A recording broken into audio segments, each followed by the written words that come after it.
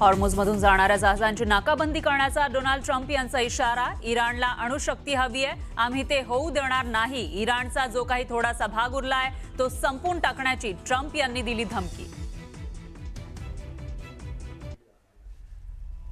ज्येष्ठ गायिका आशा भोसलेंचं निधन, वयाच्या 93व्या वर्षी घेतला अखेरचा श्वास। उद्या दुपारी 4 वाजता शिवाजी पार्कात होणार अंत्यसंस्कार।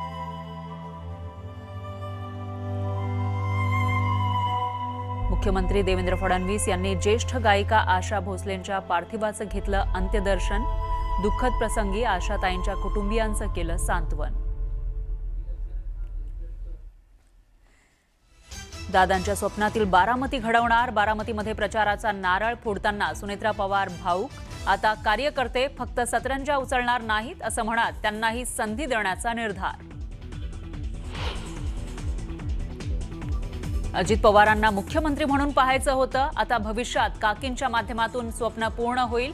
बारामतीमधील मेळाव्यात बोलताना अदिती तटकरे भाऊक। उपमुख्यमंत्री एकनाथ शिंदेंच्या उपस्थितीमध्ये भगीरथ भालकेंचा शिवसेनेत प्रवेश। जोरदार शक्ती प्रदर्शन करत नगराध्यक्ष प्रणिता भालके, अनिल सावंतांसह कार्यकर्ते शिवसेनेत दाखल। मुख्यमंत्र्यांनी मराठा आरक्षण उपसमिती बरखास्त करावी, कुणबी आणि मराठा वेगळं मंत्रालय स्थापन करा। मराठा आंदोलक मनोज रांगे यांची सरकारकडे मागणी। जळगावात लाडकी बहिणीच्या केवायसीसाठी मदत करण्याच्या बदल्यात शारीरिक सुखाची मागणी, आरोपी विरोधात गुन्हा दाखल। आणि बीडच्या कोरडेवाडीमध्ये पाणी टंचाईचं संकट, हंडाभर पाण्यासाठी गावकऱ्यांची वणवण भटकंती, तर 1,34,00,000 योजना अपूर्ण असल्यानं संताप।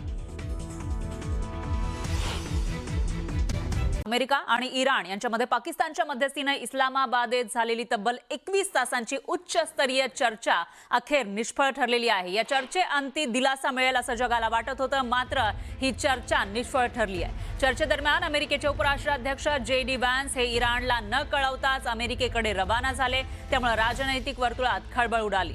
तर इस्लामाबादमध्ये या चर्चेच्या एकूण 3 फेऱ्या पार पडल्या। व्हॅन्स यांच्या नेतृत्वाखाली अमेरिकन शिष्टमंडळानं युद्धबंदीवर लक्ष केंद्रित करत वाटाघाटी सुरू केल्या होत्या, मात्र चर्चा फिसकटल्याचं मान्य करताना व्हॅन्स म्हणाले, करार झाला नाही, ही इराणसाठी वाईट बातमी आहे। इराणनं आमच्या अटी स्वीकारण्यास नकार दिला। अमेरिकेला इराणकडून अण्वस्त्र विकास न करण्याची ठोस हमी अपेक्षित असल्याचंही त्यांनी स्पष्ट केलं। दरम्यान इराणच्या अधिकाऱ्यांनी मात्र अमेरिकेच्या मागण्यांनाच जबाबदार धरत त्या अवास्तव असल्याचा आरोप केला।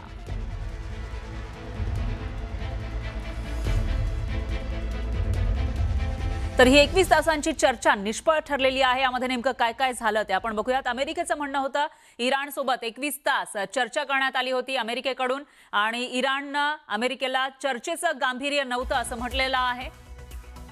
आणि दुसरीकडे अमेरिका म्हणते आमच्याकडून अंतिम आणि सर्वोत्तम ऑफर देण्यात आली, पण इराण म्हणते अमेरिकेकडून जास्त आणि चुकीच्या मागण्या करण्यात आल्या। तर दुसरीकडे अमेरिका म्हणते इराणकडून अनेक मुद्द्यांवर अडथळे आणले जात आहेत या चर्चेमध्ये। इराण म्हणते चर्चेमधून बाहेर पडण्यासाठी कारणांचा शोध घेतला जातोय अमेरिकेकडून, म्हणजे एकमेकांवर खापर फोडण्याचं हे सगळं आपल्याला प्रकरण पाहायला मिळतंय। अमेरिका म्हणताय इराणनं आमच्या अटी मान्य केल्या नाहीत, तर इराण म्हणते युद्धात जे मिळालं नाही त्याची चर्चेत मागणी करण्यात आली आणि त्याच्यामुळे आम्ही त्याच्यासाठी तयार नव्हतो। तर दुसरीकडे अमेरिका म्हणते अटी मान्य करायची ही एक मर्यादा असते, एक लिमिट असते असं अमेरिका म्हणते। तर इराण म्हणते 4 मागण्यांवर आमच्यामध्ये एकमत झालेलं नाहीये, आणि अमेरिका म्हणते अमेरिकेपेक्षा इराणसाठी ही वाईट बातमी आहे। ही चर्चा फिसकटली ही इराणसाठी अतिशय वाईट बातमी आहे असं अमेरिका म्हणते। तर इराण म्हणते अमेरिकेसोबत पुढे चर्चेचा विचार आता आम्ही करत नाही आहोत, आणि अमेरिका म्हणते समझोता न करता आम्ही परतत आहोत। तर इराण म्हणते हॉर्मुझवरून अमेरिकेच्या अटी आम्ही अमान्य केल्या आहेत, हॉर्मुझ विषयी ज्या काही अटी अमेरिकेने घातलेल्या होत्या त्या आम्हाला मान्य नाहीयेत असं इराण म्हणते। त्यामुळे हॉर्मुझ, स्ट्रेट ऑफ हॉर्मुझ या ठिकाणी तणाव कायम असण्याची शक्यता आहे, आणि पुढे जी काही सप्लाय चेन इथून सुरू असते त्याच्यावर काही परिणाम होतो का, आणि पुढे हे युद्ध पुन्हा एकदा भडकणार का, याकडे आता जगाचं लक्ष आहे। We have been at it now for 21 hours, and we've had a number of substantive discussions with the Iranians. That's the good news. The bad news is that we have not reached an agreement, and I think that's bad news for Iran much more than it's bad news for the United States of America. So we go back to the United States having not come to an agreement. We've made very clear what our red lines are, what things we're willing to accommodate them on, and what things we're not willing to accommodate them on. And we've made that as clear as we possibly could, and they have chosen not to accept our terms. Israel आणि Iran सारखे दोन देश जे परस्परांच्या जीवावर उठलेले आहेत, ज्यांनी परस्परांना संपवण्याचा विडा उचललेला आहे, अशा दोन देशांमध्ये शांतता चर्चा ही केवळ एका दिवसांमध्ये होईल आणि त्याच्यातनं काहीतरी तोडगा निघेल. ज्या अमेरिकेने 40 दिवस इराणवरती बॉम्बिंग केली, इराणच्या प्रमुख नेत्यांना मारलं, तेव्हा अमेरिका एका दिवसामध्ये इराणच्या टर्म्स आणि कंडिशनवरती येईल हे अशक्य होतं. ही जी बैठक झाली इस्लामाबादमध्ये झालेली जी शांतता वार्ता होती किंवा चर्चा होती, ही प्रामुख्याने डोनाल्ड ट्रम्प यांच्या दबावामधनं झालेली होती.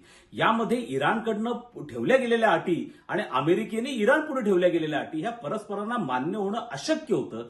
कारण ही संपूर्ण चर्चा विश्वास तुटीच्या वातावरणामध्ये झालेली असल्यामुळे ती निष्फळ होणं हे स्वाभाविकच होतं आणि या निष्फळ होण्यामधनं पुन्हा एकदा एका मोठ्या संघर्षाची टांगती तलवार ही संपूर्ण जगावरती आहे. ज्याला जे म्हणायचं की त्यांचं सगळं लक्ष पाकिस्तानचं महत्त्व वाढवण्याकरता होतं.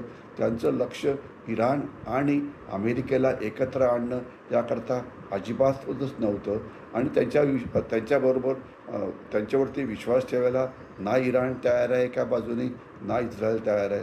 तर म्हणजे मध्यस्थी ही कला असते, हा काही तमाशा नाही आहे.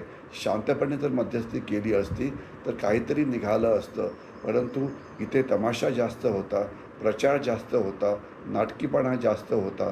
तर त्यामुळे कुठलेही यश मिळणं हे शक्य नव्हतं आणि त्याकरता सर्वात मोठी जबाबदारी ही पाकिस्तानची आहे.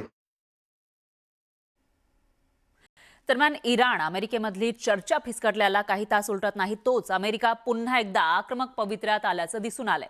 अमेरिकन नौदल आता हॉर्मुझच्या सामुद्रधुनीमधून जाणाऱ्या जहाजांची नाकाबंदी करेल अशी घोषणा राष्ट्राध्यक्ष डोनाल्ड ट्रम्प यांनी केली आहे. इराणला बेकायदेशीर टोल देणाऱ्या जहाजांना सुरक्षित मार्ग दिला जाणार नाही. यामुळे इराणच्या आर्थिक शक्तीला धक्का बसेल. अमेरिका कोणत्याही परिस्थितीसाठी तयार आहे आणि गरज पडल्यास युद्ध संपवण्यासाठी कारवाई करेल असा इशारा ट्रम्प यांनी दिलाय.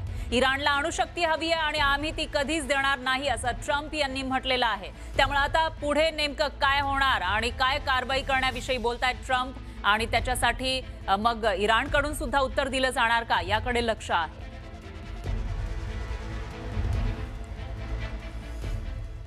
दरम्यान ट्रम्प यांनी पुन्हा एकदा इशारा दिला आहे. ट्रम्प नेमकं काय म्हणतात यावेळेला आपण बघूयात. 21 तास चर्चा झाली आणि त्याच्यानंतरचा हा इशारा आहे. अमेरिकन नौदल हॉर्मुझच्या सामुद्रधुनीमधून जहाजांची नाकेबंदी करणार असं ट्रम्प म्हणतायत. इराणला बेकायदेशीर टोल देणाऱ्या जहाजांना सुरक्षित मार्ग दिला जाणार नाही असंही ते म्हणतायत. आणि इराणनं हॉर्मुझची सामुद्रधुनी खुली करण्याचं वचन दिलं होतं, परंतु पाळलं नाही असा आरोप सुद्धा ट्रम्प यांच्याकडून करण्यात आला आहे. त्यामुळे जगभरातील अनेक देशांमध्ये भीती आणि चिंता वाढलेली आहे असंही ट्रम्प म्हणतायत. इराणनं समुद्रामध्ये सुरुंग पेरल्याचा दावा केलाय, त्यामुळे जहाजांना धोका निर्माण झाला आहे असंही ट्रम्प म्हणतायत. यामुळे इराणच्या प्रतिमेला धक्का बसला आणि त्यांनी हा मार्ग लवकरात लवकर सुरू केला पाहिजे असंही ट्रम्प यांनी म्हटलंय. त्यांना पैसा हवाय आणि त्याहून महत्त्वाचं म्हणजे त्यांना अणुशक्ती हवी आहे असंही ट्रम्प यांनी म्हटलेलं आहे. आम्ही पूर्णपणे सज्ज आहोत आणि आमचे सैन्य इराणचा जो काही थोडासा भाग उरलाय तो संपवून टाकेल असा इशारा त्यांनी दिलेला आहे.